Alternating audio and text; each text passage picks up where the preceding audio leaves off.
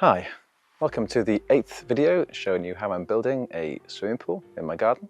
In the last video I concreted the pool base, and in this video I'm going to be building the first course of the walls and adding some drainage around the pool as well. Enjoy!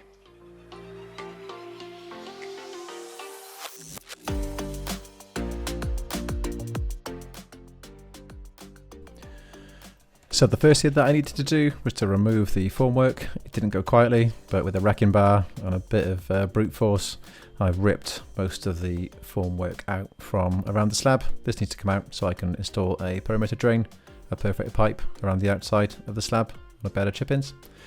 I give it a bit of cleanup, and once that was cleaned up, we're ready to have a little look at the ICF forms. And here's a bit of an intro on the forms. Okay, so the pool is being built out of Nudura 8-inch core ICF forms, and basically what these are is this is flat pack. This is a corner piece, which basically is 2 bits of polystyrene together, which we unfold like that. So it's got like a nice kind of folding mechanism when you unfold it, in order to make sure that it is nice and square. It comes with these extra webs that connect the 2 faces together.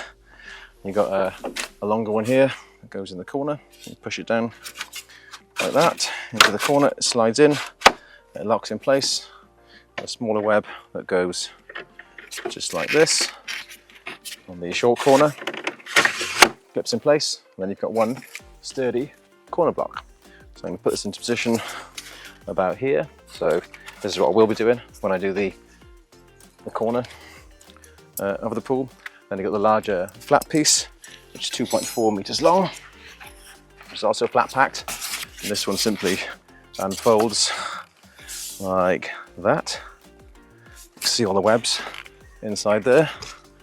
And then you simply place it right up to the corner block, so it's nice and tight there. And I'm going to reposition the camera to show you how we clip these together. So what we'll do now is we've got these two clips, which basically clip over the join here. So here's the join. We'll make sure that it's nice and flat.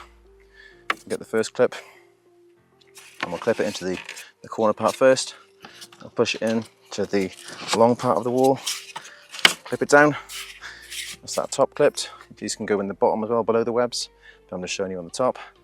And then second clip basically goes in on the top like so, and then the top of the other piece like that. And then you've got 2 solid pieces connected together. You can lift that up, and it's obviously the bottom will be clipped as well, but it's absolutely solid, absolutely solid. So yeah, what we're going to do now is go over the time lapse and show you how we did all of these in the main pool. Enjoy. So we started by adding all of the ICF forms, the corners and the 2.4 meter long straights into the base, and then started to just dry test fit them over the L-bars that have been precast into the floor. They seem to fit pretty well. We did this into the night time, taking a couple of measurements as well, diagonals back and forth, just to make sure that they were in the right place. And the next day we cut one of the blocks which we needed to cut to be able to finish the first length. And what we discovered when we put a string across it was the base wasn't completely flat, there was a small lump in the middle.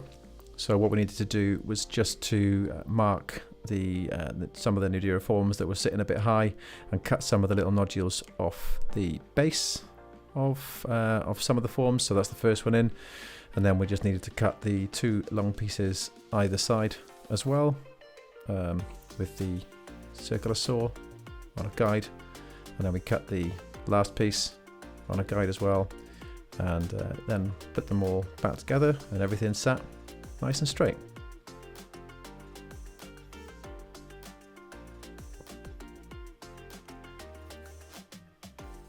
And then we did that measurement again on the width and the length, and check the diagonals again, and then cut the other piece on the length, put that in, and that seemed to work pretty well. And then I put 4 wall plugs into the floor with some string across to mark exactly where the ICF needed to sit, because all of this was going to come back out again, so that we can dig the channel for the perimeter drain. I started digging the channel around the ICF blocks because I really didn't want to take them back out again. I did most of one length, and working around that kind of delicate polystyrene wasn't the best, so made the decision to remove all of the ICF to dig a bit more, make it a bit easier to dig around the perimeter. There was a frog. I've got quite a lot of content in this video, so I'm not going to talk about the frog this time. I'm just going to continue showing you some time lapse of digging the drain. So I was digging a trench around the outside of the slab. That seemed to go pretty well. It was hard work, just bare hands trying to take all that clay around back to the base of the slab. I did the final last piece, that last width, and I was glad when that was done. Filled up a couple of wheelbarrows worth, gave it a bit of a clean up, and then took out any parts that wouldn't fit. Then I filled up the channel around the slab with some gravel, and then we were ready to install the pipe. So here we've got a 60mm diameter, 25m long pipe, which is perforated, which is going to be set around the perimeter of the slab in a loop, and it's going to join to a T-piece so that I can basically extract or pump water away from the base should I need to in future. It's a bit of an insurance policy.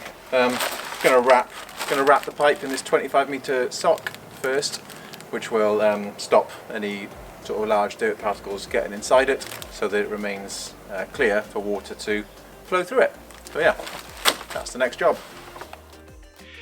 If you're enjoying the array of really badly recorded audio on this video, because I'm experimenting with different microphones, then hit the like button and please subscribe. Now, in all seriousness, it really helps if you could subscribe and give me a like and a thumbs up. And yeah, just hit a comment, because I've tried to change the format a little bit. Somebody suggested I should do a bit more recording outside, so that's what I'm doing. But yeah, that's it for now. Back to the video. So after spending a bit of time trying to wrestle with that 25m pipe, trying to unfold it, I got it dry set into the channel on top of the gravel. Sock isn't on it yet.